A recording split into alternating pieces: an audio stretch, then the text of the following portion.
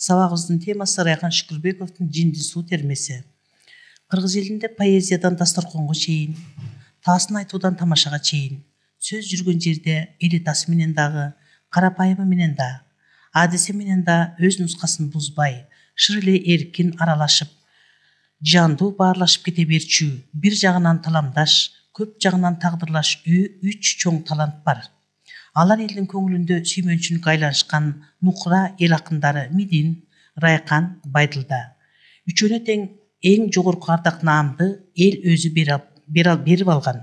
Үчөө тең мезгил сынынан таразаланып өтүп, улуттук тарых барагында турчу өлбөс акындардын орундарына бекем туруп коюшкан.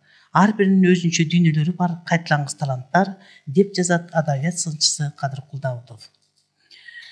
Үч таланттын ичинен биз сөз кылчу кайталангыс талант Райкан Шүкүрбеков. Акындын тематикасы ар түрдүү. Айрыкча сатира жанрында адабияттагы орду чоң. Жашоодо өз кызыкчылыгына үчүн алым жуттумдук менен пайдаланган дүйнөкор, бюрократ, паракор жетекчилер Райкандын сатираларында куйкум сөздүн өртүнө чалдыгышып, ар тараптуу мыскылга алынат. Акын элдик насаат термелерге өз алдынча чыгармачылык менен мамиле жасап, аларды өздөштүрүп, өзүнүн насаат термелерин жазды.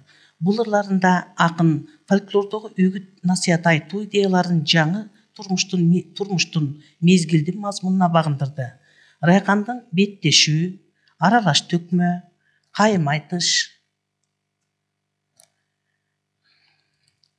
декада жөнүндө сөз, жер жөнүндө насаат терме, кыз менен жигит, жинди суу сыяктуу термелери күлкүлүү. Ошол эле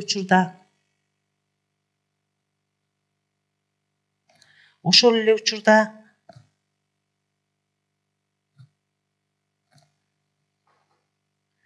тарбиялык мааниси зор чыгармалардан болуп эсептелет. Райкан элдин турмушу, жаш карынын жүрүм туруму, социалдык абалы менен жакындан таанышып, айрыкча жаштар арасындагы моралдык ныравалык жактан учураган терс көрүнүштөргө акын кайдыгер карай алган эмес. Бул сыяктуу көрүнүштөрдүн ичинен эң коркунучтуусу, зыяндуусу, кийинки учурларда жаш карынын арасында кеңири тарап кеткени ичкилик ичүү экенин байкаган. Ичкиликтин зыянын эл алдында ашкерелөөнүн жолун издеп, адамдардын оң терс сапаттарын көркөм баяндап, аларды оң жакка, жакшы жүрүм турумга, адеп ахлакка, ак ниет, адамгерчиликке, эмгекке тарбиялоо максатында дидактикалык чыгармалардын бири терме ыр формасына кайрылат. Жинди суу термесиндеги ичкиликтин зыяндуулугу, андан алыс болуу жөнүндөгү идеялар сатиралык чыгармаларда орун алып, жазылып келаткан темалардын бири болчу. Айрыкча Райкандын термесинде бул тема өзүнчө бүтүндөй турпатында толугу менен ачылып, өзүнө гана тиешелүү болгон юмор сатиралык көркөм табылгалар менен шөкөттөлүп, жогорку деңгээлдеги таалим тарбиялык мааниге ээ болгон. Термелерине кайрылсак, терменин башы арактан, айланып кетсин тамактан, силерге айтып жатамын, качсын деп жаман адаттан.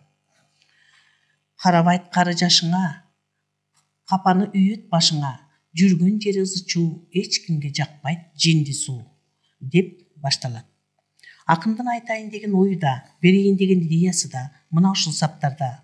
Окурманды аракты ичпөөгө, андан алыс болууга, адатка айландырып, анын туткунунда калбоого, кызыктуу өмүр сүрүп, эл жеринин кызыкчылыгы үчүн кызмат кылууга чакырат. Акындын бул термеси элдик терме ырларынан айырмаланып, конкреттүү мазмунга, конкреттүү катышуучу каарманга ээ. Ал каарман жашпы, карыбы, эркекпи, аялбы, жинди суунун туткунунда калган адам. Ошол арактын айынан адамдын улам төмөндөп, чөгүп, буруп, ит каппай турган абалга жетишин сүрөттөйт. Терменин башталышында акын адам баласынын жашоо тиричилигин, келечек тагдырына зор залака алып келген жинди суунун эмне жана кандай экендигин мындайча сүрөттөйт.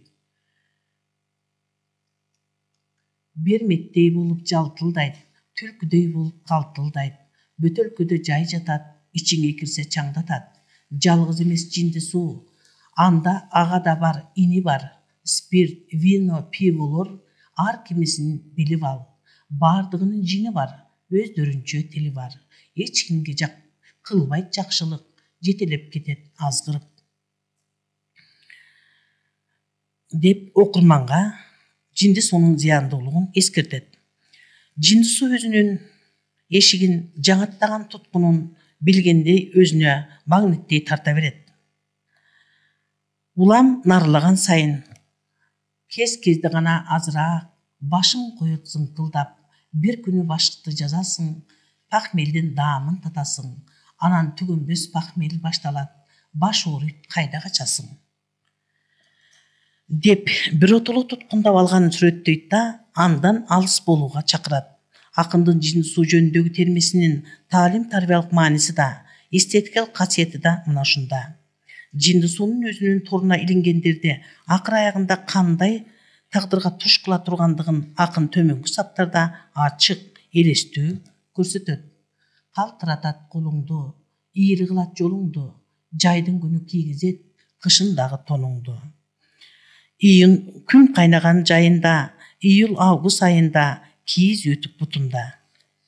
Деп жинди суу эркек аялды, жаш карын ылгабайт, ал бардыгын азгыра алат. Ошондуктан акын термесинде айтайын сөздү баарыңа, салгыла кулак жабыла, жарашпайт экен ичкилик, айрыкча көгүл сакал карыга. Же болбосо айтылуу сулуу келиндин көрөсүң көркү кеткенин деп ар бир адамды андан алыс болууга чакырат. Мына сүрөттө көрүнүп тургандай адамдын ал акыбалы мына ушундай акыбалга келип калат. Жинди суу кимди болсо дагы коргулат, ак жолунан адаштырып өмүрү трагедия менен аяктатат. Адам өмүрүндө мындан өкүнүчтүү, мындан кайгылуу эч нерсе жок. Өмүр адамга бир гана келет. Аны гүлдөтүү же соолтуп алуу ар бир адамдын өзүнөн.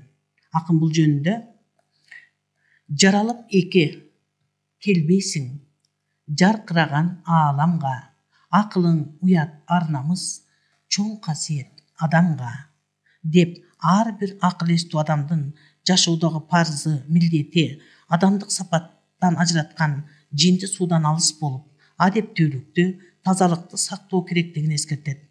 Таалим-тарбиялык зор мааниге ээ болгон Райкан Шүкүрбековдун бул термеси адамды моралдык тазалыкка үндөдө жана ушул сыяктуу зыяндуу көрүнүштөрдөн алыс болууга чакырууда бүгүнкү күнгө чейин актуалдуулугун жоготпой турган чыгарма болгондугу менен кыргыз адабиятынын тарыхында өзүнүн ордун жоготкой келе жатат.